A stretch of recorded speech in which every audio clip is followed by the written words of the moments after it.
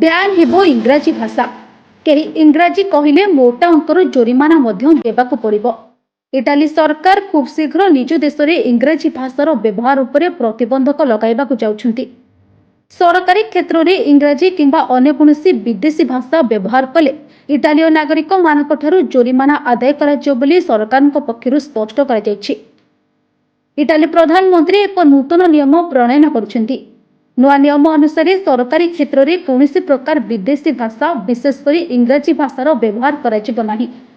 ଯଦି କେହି ନିୟମ ଉଲ୍ଲଂଘନ କରେ ତେବେ 1 ମିଲିୟନ ୟୁରୋ ପର୍ଯ୍ୟନ୍ତ ଜୋରିମାନା ଆଦାୟ କରାଯିବ। CNN ଅନୁଯାୟୀ ଇଟାଲୀୟ ନାଗରିକମାନେ ସରକାରୀ ଯୋଗାଯୋଗ ସମୟରେ ଇଂରାଜୀ କିମ୍ବା ଅନ୍ୟ କୌଣସି ବିଦେଶୀ ଭାଷା ବ୍ୟବହାର କରନ୍ତି 1,08,705 ଆମେରିକୀୟ ଡଲାର ପର୍ଯ୍ୟନ୍ତ ଫାଇନ୍ ବନିବେ। ଇଟାଲୀର ଚାମ୍ବର ଅଫ୍ ଡେପୁଟିର ନେତା ଫାବିଓ ରାମ୍ପେଲି ଏହି ଆଇନ ଉପସ୍ଥାପନ କରିଛନ୍ତି। ଆଉ ଏହି ଆଇନ ଉପରେ ମୋହର ମାରିଛନ୍ତି ଖୋଦ୍ ପ୍ରଧାନମନ୍ତ୍ରୀ। କୌଣସି ବିଦେଶୀ ଭାଷା ବ୍ୟବହାର ନ କରିବା ପାଇଁ ଏହି ଆଇନ ପ୍ରଣୟନ କରାଯାଇଛି। ତେବେ ବିଶେଷ ଭାବରେ ଆଙ୍ଗ୍ଲୋ ମାନିଆ ଓ ଇଂରାଜୀ ଭାଷାର ବ୍ୟବହାର ଉପରେ ଅଧିକ ଧ୍ୟାନ ଦିଆଯାଇଛି।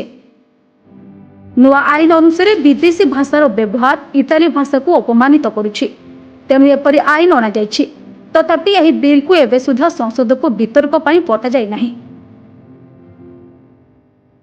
Bureau report, Odisha news room.